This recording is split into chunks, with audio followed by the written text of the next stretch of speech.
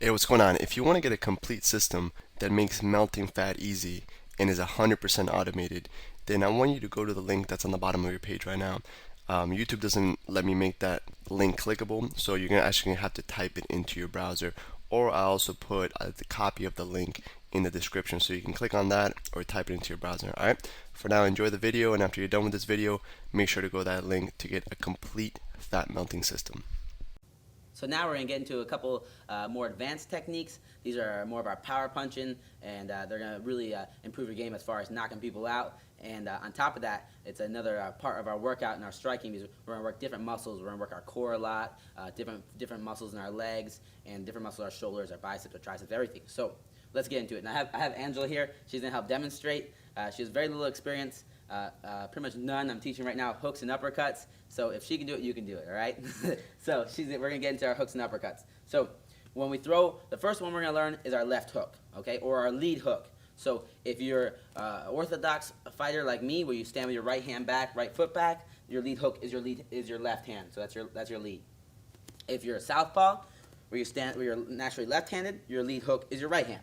Okay, but all the same rules apply. It's just we're just going back and forth. I'm going to teach orthodox with your right hand back, because that's what most of you are going to be, which is right-handed. All right, so Anna's going to get in our stance, right foot back heel off the ground, hands are up by her cheekbone. Okay, and we're going to do our left hook. So when we do that left hook, we're here. All right, the first thing we want to focus on doing is using our legs, incorporating our legs. So with the legs, we're going to do this. Is what left hook looks like, by the way.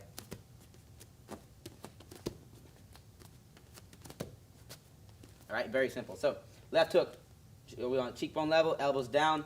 When we throw this left hook, the first thing we want to focus on doing is twisting our lead leg. All right. Now this is the one of the exceptions where that back heel is going to go to the ground. So first step we're going to do back heel to the ground.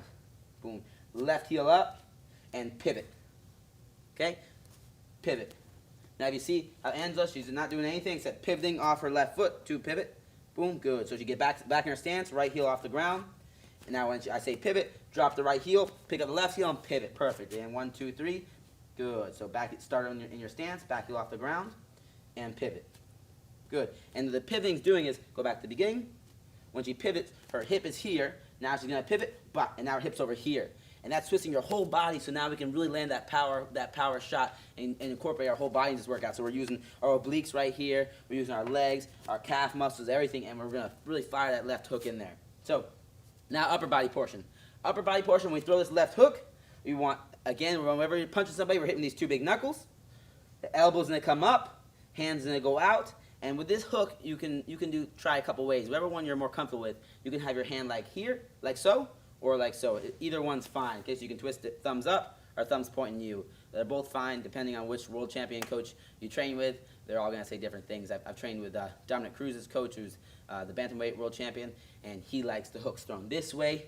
I've trained with a couple other coaches that like them this way, and they've trained world champions as well. So it just depends on whatever you're comfortable with. All right, and I mix it up. So Anna's going to demonstrate. So first step when we're doing this is back heel comes down, front heel comes up, elbow comes up, hand comes out, and we pivot. All right, that's simple. So back heel down, front heel up, elbow up, hand out to wherever the target is. This is going to be a variable, okay? We want to keep it pretty hooked, though, hence the name hook. And right here, I'm pivoting.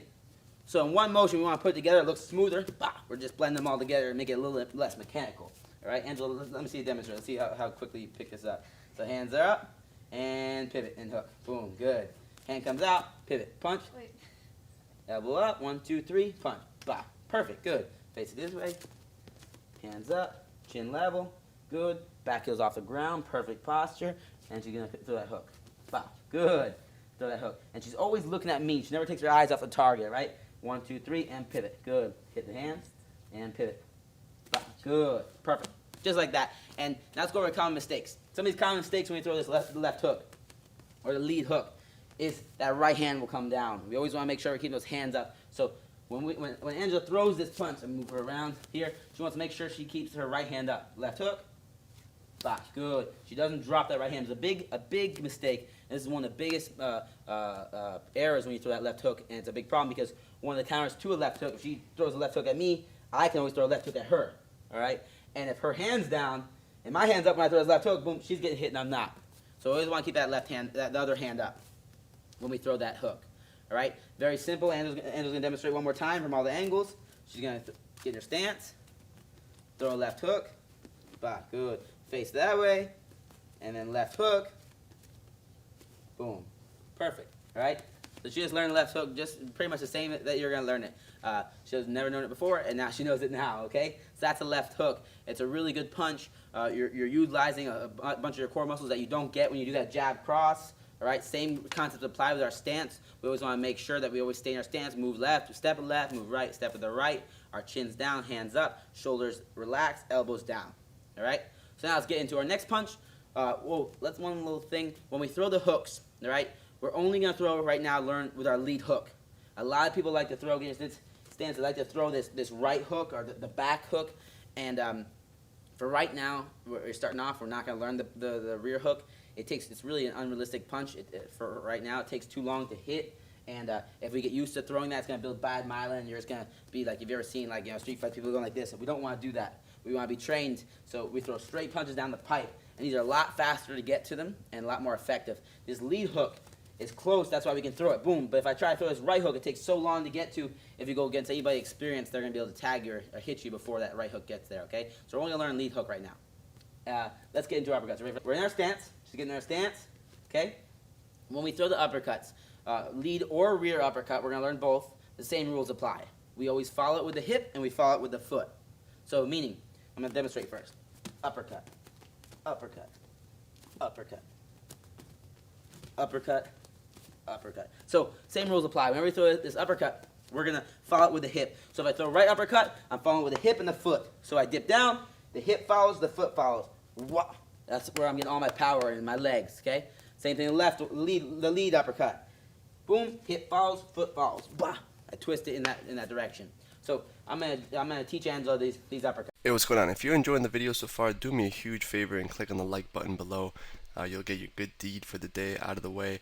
It helps me out a lot. Also, go ahead and subscribe and leave a comment. Something as simple as good video or I enjoyed the video. It really helps me out with YouTube. Alright, here's the rest of the video.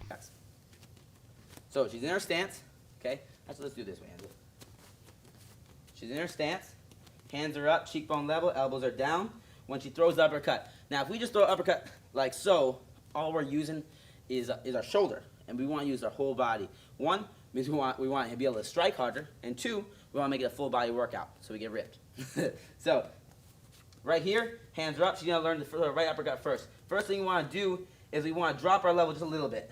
Now our legs are loaded. We cocked our legs. Second thing we want to do is bring our hand just down a little bit.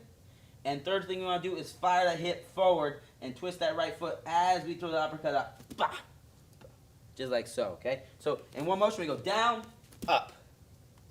Good. And you go down, hand drops, and up. Boom. Now another reason we go down is because I want to keep this hand by my face as long as possible. If I just come here, now it's my hand's really far from my face. I want to go down, cock it a little bit, and up, okay? Bah! Throw an uppercut. This strikes, the hook and the uppercuts are really good strikes because when people get used to, if their hands are up, they get used to blocking these front ones, bah, bah, bah, and then they get their hands up, and then you throw your side ones or right up the middle ones for uppercuts. They're really powerful strikes. They're personally my favorite strikes. So that's the rear uppercut. Angela, show us one more time that rear uppercut. Dip, pop, good. She dips, drops it down, and loads it. Dip, drop it down, and uppercut. Boom, good. Now lead one's the same thing. It feels a little awkward because the lead one's right here, but I'm gonna show you a couple little tips to get this one down. The lead one, if we just drop here, it feels weird. So what we want to do is we want to cock it. So we drop and dip a little bit. So now it's loaded up. I loaded up my hip. Same rules apply. Drop it a little bit and fire up. Follow it with the hip and the foot. So Angela's gonna demonstrate. So now Angela's gonna demonstrate our lead uppercut. So she gets in her stance. Good. Back heels off the ground. Perfect. Her hands are up. So she's going to lower her level and cock this left side. So lowers her level and see how she loads up her hip and her shoulder. Now she dips it down a little bit, and at the same time she's going to follow her hand up with her shoulder, with her foot and her hip. 1, 2, 3, up, bah, just like so. And her right hand stays up. She's not making that common mistake where her right hand drops. So do it again, Angela. Let me see. Dip and up, bah, good. Dip. Here and up, boom, good. You want to drop that hand a little bit because if you just dip And here, you're not going to hit anything. Yeah, here, drop it down and come out. Okay? You might come out because the target's going to be in front of you. So, and as we do it one more time. Bah, better. Good. She's got it down. And obviously, you can see the reason that you're watching this is that you need to practice. You need to learn. Okay, so if everyone got it their first day, if you got the uppercut the first time you tried it, everyone would be like world champions, or everyone would be like professionals. So it takes practice. You're learning it today. You're gonna get it down really well, but then tomorrow's gonna be even better, and the next day it's gonna be even better, and 2 months from now you're gonna have it like a pro. But you don't learn everything like a pro the first day. That's why you're watching this. That's why you're gonna practice, and you have to build that myelin up. All right. Even though you see it and you understand all the little details, your body and the muscles they don't know how to work properly to get this done. So you're gonna teach your body how to do it, and eventually it's gonna be instinctual. You know, somebody tells me to throw a cross, now I can throw it. Angela, we just did the jab cross last time. Angela, let me see that right uppercut. She's gonna throw a better right uppercut than she did last time. All right. So the right uppercut here, she's gonna dip down and pop it off. Bah, perfect. All right. Now you see that little common mistake she made. Do that uppercut. She wants to keep this hand up. All right. The big mistake is we drop our hands when we throw these uppercuts, or we throw a jab or cross or anything. So she dips down again, right uppercut, boom, perfect. Okay. So that's our left uppercut, our right uppercut, and our left hook, or our lead hook. So we got lead, uppercut, rear uppercut, and lead hook. These are really dynamic strikes. If we're in our stance, I'm boxing Angela right now. I got my straight punches now because we learned our jab cross. I have my uppercuts, I have my hooks, boom. So we can mix it up now. It's a lot harder game for other people to stop. And on top of that, we have a more dynamic game, so we can use our full body and get a full body workout every time we do these things. So we're working in all areas of our abs, all areas of our legs, all areas of our shoulders and our arms, our biceps, our triceps, everything. All right. So let's go into detail now. A little bonus. And their stance. I'm gonna have you right here. Get your stance back off the ground. Perfect. A little detailed bonus I'm gonna show right now is key points to hit somebody. So since we're training, since you're learning how to strike, you might as well learn where to hit somebody. These are really good for self-defense. They're really good for competition, not just punching at the face and punching at the stomach and the body. I tell my students all the time that we never aim for the head and we never aim for the body. Never. It's pointless. There's no reason to train. People that don't train and go to if somebody goes to fight Angela, they're gonna try to punch her in the face and punch her in the body. We're never gonna punch to the face or the body. We're gonna punch specific areas. So I'm never gonna punch the face. I'm gonna punch to the nose. I'm gonna punch the chin. I'm gonna punch the edge of the chin. I'm gonna punch the temple. I'm gonna punch behind the ear or at the ear. I'm gonna punch the liver, the kidneys, the middle of her solar plexus, knock the wind out of her. I'm gonna punch specific areas. So we have our liver, our nose, our chin, temple, all these places. So the nose is one of the key places we're gonna attack. If you hit the nose, when you hit the nose, it's gonna make your eyes water. If you break it with our jab, our cross, our hook, or uppercut, any of those, it's gonna do a lot of damage and it swells up so they can't see. Second place we have is the chin. Chin knocks people out really easily. And one of the reasons is it's a real high leverage point to hit. And what happens is your bones connects over here and it acts like it hits and it causes your brain to rattle inside. And that's how people get knocked out. Your brain sits inside liquid. And then there's a skull. And if your brain gets hit so hard that the brain goes through the liquid and hits the skull and bounces back, that's how you get knocked out. And the chin's one of the key places you want to hit to knock somebody out. So we want to aim for the edge of the chin. We want to aim for the eyes. If we can hit somebody with 2 knuckles in the eyes, it's going to blind them in that eye. Also to break that orbital bone because your eye is designed, if it gets hit hard enough, that it'll drop down in your face, in your skull, behind your orbital bone, and your orbital bone will break to protect it. So that's your body's designed to protect your eyes. Your eyes are one of your key elements of life. You have to have your eyes. So hitting the eyes, hitting the temple, right, anywhere around the ear is going to cause serious damage, and also on top of that, it's going to be a lot easier to knock you out and knocks off your equilibrium. As for the body's the most underrated place to strike. It's my favorite place to strike. I like to attack the liver specifically. So if somebody's face me fighting, boom, your stance, good, she's fighting me, right? The liver is always on the right side of a person. So it's on my right side. It's off to the, if I take the middle of my right side, it's right in the middle, right under the rib. So if I take the middle of Angela, the middle of her right side, right here, find her ribs right here, it's right under the rib. So if I can connect right there, boom, here in the liver, it'll shut down your body. It's the most painful place. If you ever see somebody getting hit in the liver, they get hit and they can't move, they fall to the ground, it's crazy bad.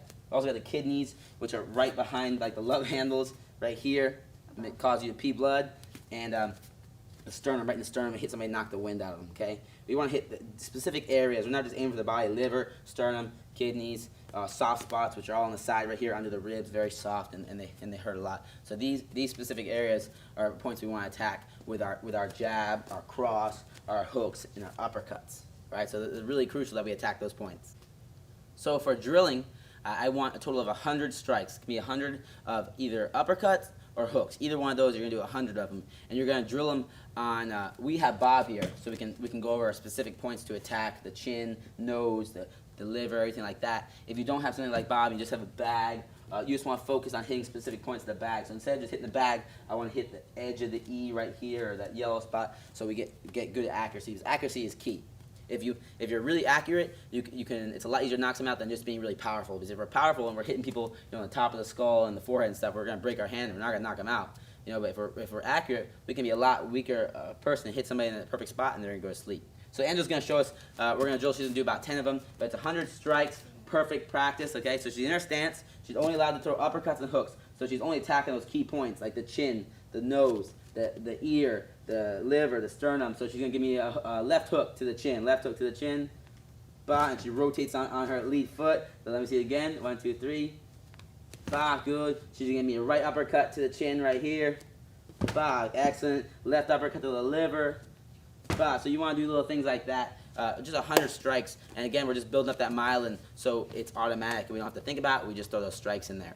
So now we're going to get into a technique or a drill I like to do that's going to strengthen these muscles so we can punch harder, faster, and just get in a better shape. So she's going to do our sit-up twists. And I like to do this around the bag. You can do anything. You can lock your legs around it. So she's going to lay down, lock her legs around the bag, and it's going to really strengthen all those muscles that it takes in your core for you to really get that twist and that fast pop-off. So what she's going to do is we can do anywhere from 25 to 100, whatever you're comfortable with. I like to do 50, so we're building up that myelin for the twist. So she's going to come up. She's going to keep her hands up the whole time, so we always get trained and keep our hands up high.